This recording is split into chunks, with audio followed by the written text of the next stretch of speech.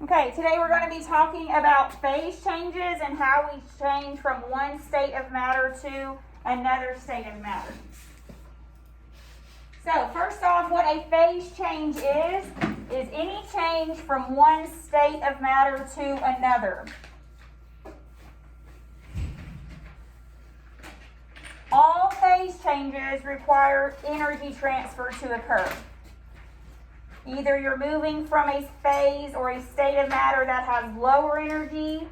You have to take in energy to move to a state of matter that has higher energy. Or the reverse can also happen. You can move from a state of matter that has a lot of energy, like a gas, to a liquid, releasing energy. Okay, so we're going to talk about, there's 6 different phase changes. We're going to talk about all 6. 3 of them will require energy in order to make that phase change occur. 3 others will release energy. Okay, so we'll talk about that. As we've been discussing in a lot of detail, intermolecular forces. Intermolecular forces, of course, are affected when we change state. Because we've discussed gases, right, have a lot of energy in their particles. They have a very, very weak intermolecular force, the London dispersion forces. All right, so that is why the gases are randomly moving all around because they have a lot of energy, very low attractive forces. That's why the particles are not staying together. They're randomly bouncing everywhere. All right, remember then we went to the liquids that have stronger attractive forces because those particles are more packed together. So they have to be attracted to one another. Those were typically our dipole-dipole and our hydrogen bonding type intermolecular force. Lower energy than the gas particles because they're not moving around as rapidly.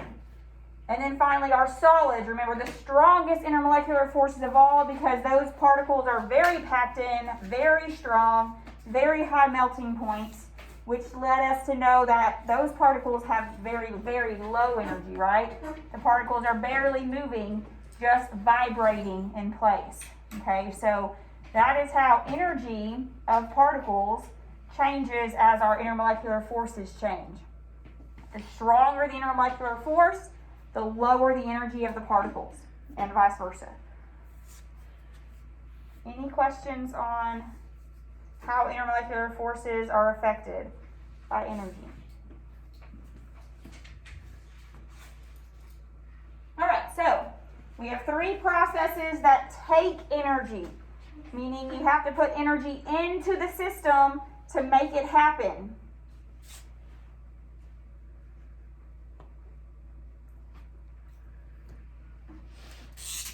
All of these changes will go from low energy to a higher amount of energy, okay, because we are putting energy into the system. Do we remember what it's called when we put energy into a system? Endothermic. Very good. Okay. So all of these processes take energy. We have to use energy. Also, you can think of it, you have to heat something up. Okay. All of these processes, you're heating up the surroundings. You could use heat as your energy source. All right. So that might help you as well. Think about, well, what's going to happen? Well, we have melting. That is one of our phase changes that takes energy. Melting, when you melt something, you're changing from the solid to the liquid phase. We know when we melt something, we're adding heat. That's a form of energy. Okay, so when I'm adding heat to my solid, such as ice, well, I know my ice is going to melt into liquid water. So I have to take energy, use energy. My substance ends up liquid, which is higher energy than my solid because I'm putting energy into the system. So my particles now have more energy. The intermolecular forces, of course, are going to get weaker, right? Because as I put heat into my system, what's going to happen to my particles? Are they going to move faster or slower? They're moving faster. So they have more energy in the particles, therefore weakening the intermolecular forces. And we know liquids have a weaker intermolecular force than solids. Okay, so these energy change and intermolecular force are going to hold true for all of them. As I put energy into the system, I'm increasing the energy in my particles and I'm decreasing my intermolecular force. So energy change, increase, intermolecular force is weakening. Okay, so melting is one.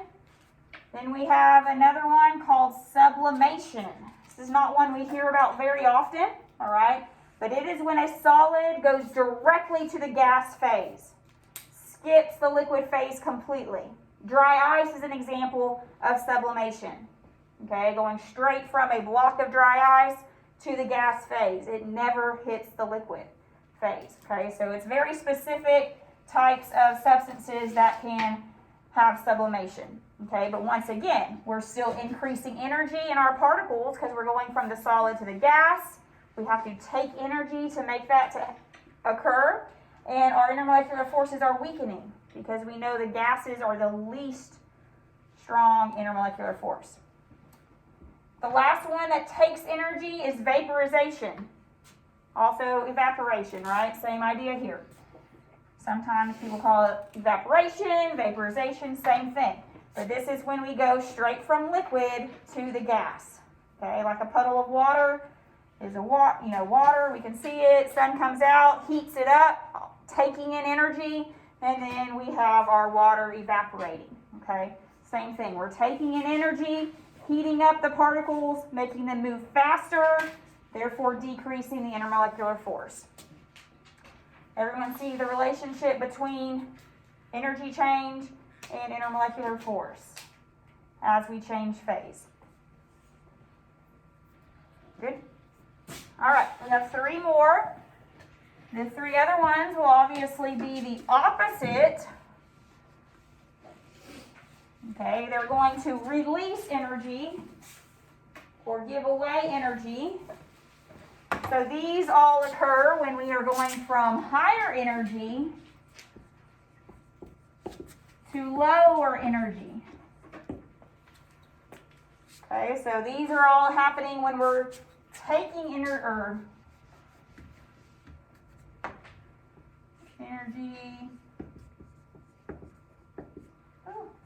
leaving the system. Do we remember what this is called? What's exothermic? Very good. So energy is leaving the system. We are decreasing our energy. So when we decrease the energy, we're slowing down our particles. Therefore, we're moving to a stronger intermolecular force with all three of these phase changes. All right, condensation is the first one we'll talk about. That's when we have the gas go directly to the liquid phase. Most of the time, if you have a Coke can, right, on a hot day, you'll see condensation on the outside of your Coke can. That's what's happening. The particles in the air, the gases in the air are cooling down, releasing energy, all right, and moving into that liquid phase. So we're losing energy or releasing energy when we're going from the gas to the liquid phase. We're slowing down those particles, and we are increasing the intermolecular forces because we're slowing down the particles, allowing them to be more attracted to each other and have a stronger intermolecular force. Deposition is one we do not see often again. It is when we go straight from the gas to the solid phase. This happens in extremely cold surfaces. All right, so like I said, you won't see it much. It might be something that's very, very cold and we go straight to ice on the outside of our drink or something like that. Okay, extremely, like frost. You've probably maybe seen that before. But it doesn't happen too often, but the same thing is occurring. We are drastically now releasing the energy from these particles in order to go from the gas to the solid phase. So drastically decreasing the energy, therefore we have much stronger intermolecular forces, to form a solid. And lastly, freezing. We know freezing is when we go from liquid to the solid phase. Again, releasing energy, slowing down those particles, increasing our intermolecular forces. Any questions on the 6 different phase changes?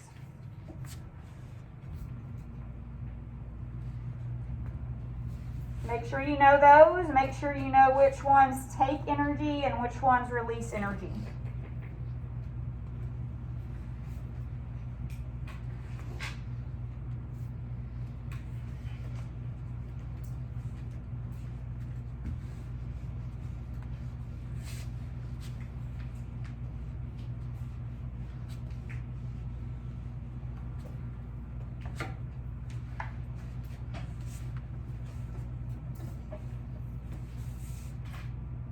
Okay, equilibrium is a condition in which 2 opposing changes occur at equal rates in a closed system.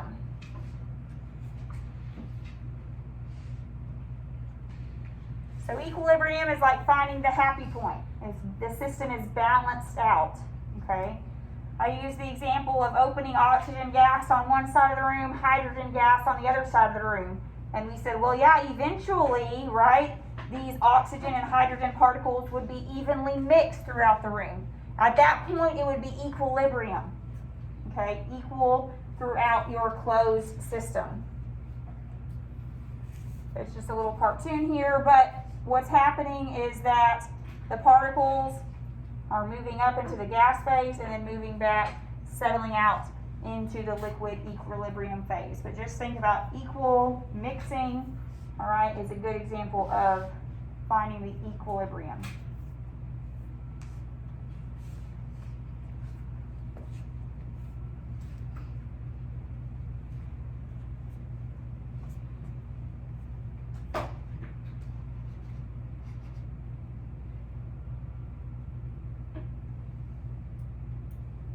Okay, last thing we're going to look at is what's called a phase diagram. What this diagram is, it's a graph in which pressure and temperature is plotted in order to show the conditions of the different phase changes for a specific substance. So every substance has its own phase change diagram. It is specific to that substance. There's some different points on the graph. We're going to look at an example of a graph here in just a second. But there's some different points on the graph in order to help you identify what's going on during these phases.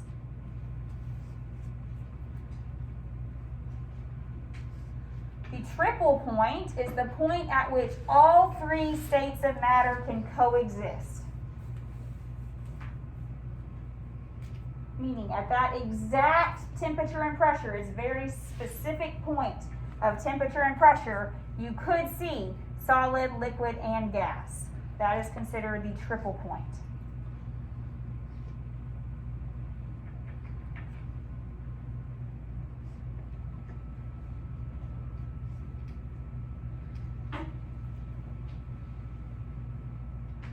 It's very hard to pinpoint this because, like I said, it's one temperature and one specific pressure in order to make this occur.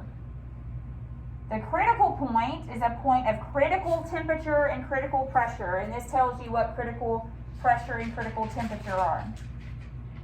Critical temperature is the temperature above which the substance cannot exist as a liquid. So it's saying any temperature above this temperature will always be gas, cannot be in the liquid phase.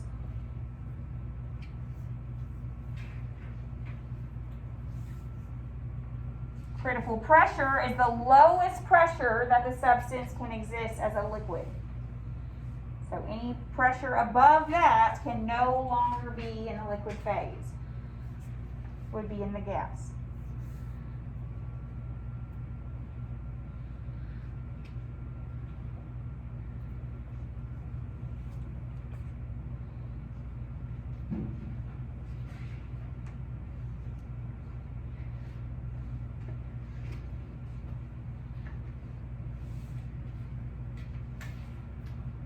look at a phase change diagram for water, all right, and find these points, triple point, critical point, and show you where on this phase change diagram the different states, solid, liquid, and gas, would exist.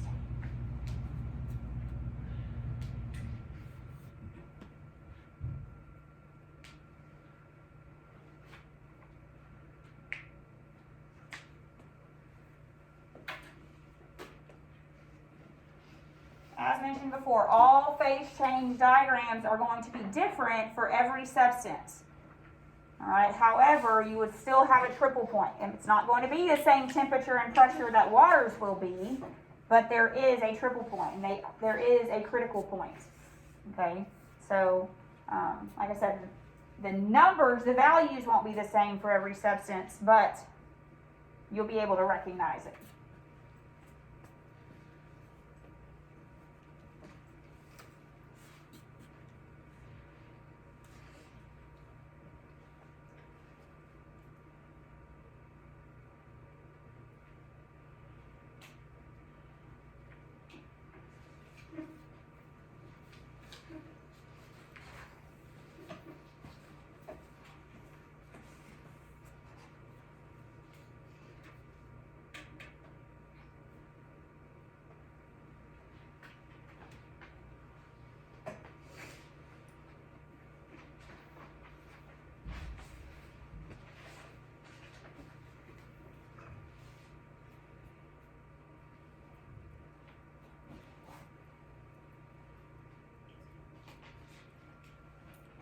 Okay, so here's a phase change diagram for water. You might want to just kind of do a rough sketch of this, okay, so you can have this information. Just do a rough sketch. You don't have to worry about numbers lining up or anything, but you need to be able to locate these different areas for solid, liquid, and gas, and the triple point and the critical point. So draw these big lines. That's what matters. The colored lines there.